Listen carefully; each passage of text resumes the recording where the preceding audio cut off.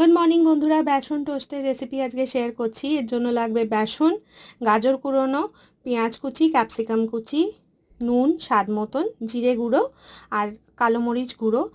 এর মধ্যে একটা ডিম ফাটিয়ে দিতে পারো, একটা বা দুটো, সেটা অপশনাল। যদি ইচ্ছে করে দেবে, না ইচ্ছে করলে পুরোপুরি নিরামিষ বানাতে পারো। সুন্দর করে জল দিয়ে একটা ব্যাটার তৈরি করতে হবে, একটু গাঢ় ব্যাটার হবে, যাতে আমরা ব্রেডটাকে এর মধ্যে সুন্দর লাগিয়ে নিতে পারি। থকথকে ব্যাটার করো, আবার খুব বেশি টাইট ব্যাটারও করবে না যে ব্যাটারটা লাগবেই না ব্রেডে। তারপর প্যানে বাটার নিয়ে নেবো, এটা বাটারে ফ্রাই করলে বেশি টেস্ট হয়। ব্রেডটাকে এই ব্যাটারের মধ্যে ডিপ করে সুন্দর করে তাওয়ায় দিয়ে দেবো, ওপর দিয়ে সবজিগুলোকে একটু ছড়িয়ে ছড়িয়ে দিয়ে দেবো।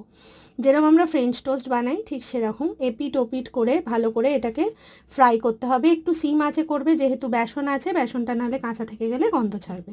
সুন্দর করে ফ্রাই করে লাল লাল হয়ে গেলে এটাকে স্যান্ডউইচের আকারে কেটে নিয়ে সসের সঙ্গে সার্ভ করো, দারুণ লাগে।